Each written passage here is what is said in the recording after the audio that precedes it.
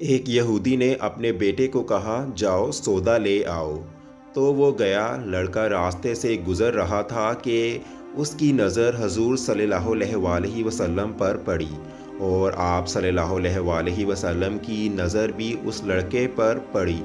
وہ وہیں بیٹھ گیا اور وہیں بیٹھا رہ گیا یہاں تک کہ دیر ہو گئی۔ وہ یہودی کبھی اندر جاتا کبھی باہر آتا کہ لڑکا آخر کہاں رہ گیا، آیا نہیں ابھی تک۔ سورج غروب ہو گیا ہے، مغرب کی نماز بھی ہو گئی۔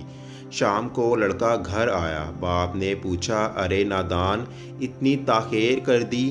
باپ نے بہت غصے میں کہا بڑا نادان اور پاگل ہے، میں نے کہا تھا جلدی آنا، تم اتنی دیر کر کے آئے ہو، اور تمہیں سودا لینے بھیجا تھا، تم خالی ہاتھ واپس آ گئے، سودا کہاں ہے؟ لڑکا بولا سودا تو میں خرید چکا ہوں۔ باپ نے کہا پاگل آدمی ہو تم، میں نے تجھے سودا لینے بھیجا تھا، سودا تمہارے پاس ہے نہیں اور تم کہتے ہو خرید چکا ہوں۔ بیٹا کہتا ہے بابا یقین کرو سودا خرید آیا ہوں۔ باپ بولا تو دکھا کہاں ہے؟ بیٹے نے کہا یہ کاش تیرے پاس وہ آنکھ ہوتی تو تجھے دکھاتا میرا سودا کیا ہے۔ میرے بابا میں تمہیں کیا بتاؤں میں کیا سودا خرید لایا ہوں۔ باپ بولا چل چھوڑ رہنے دے۔ وہ لڑکا روز نبی کریم صلی اللہ علیہ وآلہ وسلم کی خدمت میں بیٹھنے لگا۔ وہ یہودی کا اکلوتا بیٹا تھا، وہ اسے بہت عزیز تھا، اس لیے وہ اسے کچھ نہ کہتا۔ کچھ دنوں بعد لڑکا بہت بیمار ہو گیا، کافی دن بیمار رہا، اتنا بیمار ہوا کہ کمزوری اتنی ہو گئی کروٹ لینا مشکل ہو چکا تھا، اور پھر قریب المرگ ہو گیا۔ یہودی بہت پریشان تھا، وہ بھاگا حضور صلی اللہ علیہ وآلہ وسلم کی بارگاہ میں گیا اور بولا میں آپ کے پاس آیا ہوں، آپ تو جانتے ہی ہیں میں یہودی ہوں، مجھے آپ سے کوئی اتفاق نہیں، مگر میرا لڑکا آپ کو دل دے گیا ہے اور قریب المرگ ہے، آپ کو رات دن یاد کر رہا ہے۔ کیا ممکن ہے آپ اپنے اس دشمن کے گھر آ کر اپنے عاشق کو ایک نظر دیکھنا پسند کریں گے؟ کیا یہ آرزو پوری ہو جائے گی کہ وہ مرنے سے پہلے آپ صلی اللہ علیہ وآلہ وسلم کا دیدار کر لے؟ وہ کسی اور چیز کی آرزو نہیں کر رہا۔ آپ صلی اللہ علیہ وآلہ وسلم نے یہ نہیں فرمایا میں جاؤں گا یا نہیں جاؤں گا۔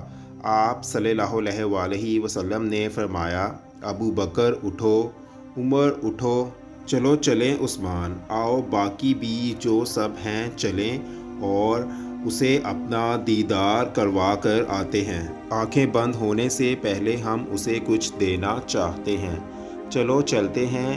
یہودی کے گھر پہنچے تو لڑکے کی آنکھیں بند تھیں۔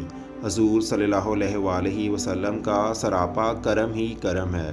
لڑکے کی پیشانی پر آپ صلی اللہ علیہ وآلہ وسلم نے اپنا دست مبارک رکھا، لڑکے کی آنکھیں کھل گئیں، جیسے زندگی لوٹ آئی ہو، جسم میں طاقت آ گئی، ناتوانی میں جوانی آ گئی، آنکھیں کھولیں، رخ مصطفیٰ صلی اللہ علیہ وآلہ وسلم پر نظر پڑی، ہلکی سی چہرے پر مسکراہٹ آئی، لب کھل گئے، مسکراہٹ پھیل گئی۔ حضور صلی اللہ علیہ وآلہ وسلم نے فرمایا بس اب کلمہ پڑھ لو۔ وہ لڑکا اپنے باپ کا منہ دیکھنے لگا تو وہ یہودی بولا میرا منہ کیا دیکھ رہا ہے، ابو القاسم جیسا کہتے ہیں ویسا کر لو۔ وہ لڑکا بولا یا رسول اللہ میرے پاس تو کچھ بھی نہیں۔ آپ صلی اللہ علیہ وآلہ وسلم نے فرمایا بس تم کلمہ پڑھو، میں جانوں اور جنت جانے، تم میرے ہو، جاؤ جنت بھی تو میری ہے، جنت میں لے جانا یہ میرا کام ہے۔ لڑکے نے کلمہ پڑھا، جب اس کے منہ سے نکلا محمد الرسول اللہ، روح باہر نکل گئی، کلمے کا نور اندر اتر گیا، آنکھیں بند ہوئیں، لب خاموش ہو گئے۔ اس لڑکے کا باپ وہ یہودی بولا اے محمد صلی اللہ علیہ وآلہ وسلم میں اور آپ دونوں مخالف ہیں، اس لیے یہ لڑکا اب میرا نہیں رہا، اب یہ اسلام کی مقدس امانت ہے، کاشانہ نبوت صلی اللہ علیہ وآلہ وسلم سے اس کا جنازہ اٹھے تب ہی اس کی عزت ہے، لے جاؤ اس کو۔ پھر آپ صلی اللہ علیہ وآلہ وسلم نے فرمایا صدیق اٹھاؤ، عمر اٹھاؤ، عثمان آگے بڑھو، بلال آؤ تو صحیح، علی چلو 2 کندھا، سب اٹھاؤ اسے۔ آقا علیہ السلام جب یہودی کے گھر سے نکلے تو یہ فرماتے جا رہے تھے، اس اللہ کا شکر ہے جس نے میرے صدقے سے اس کو بخش دیا۔ اللہ اکبر! کیا مقام ہوگا اس عاشق کی میت کا جس کو علی، عثمان، ابو بکر صدیق، عمر بن خطاب اور بلال حبشی رضی اللہ عنہما جیسی مشہور شخصیات کندھا دے کر آگے لے جا رہے ہوں۔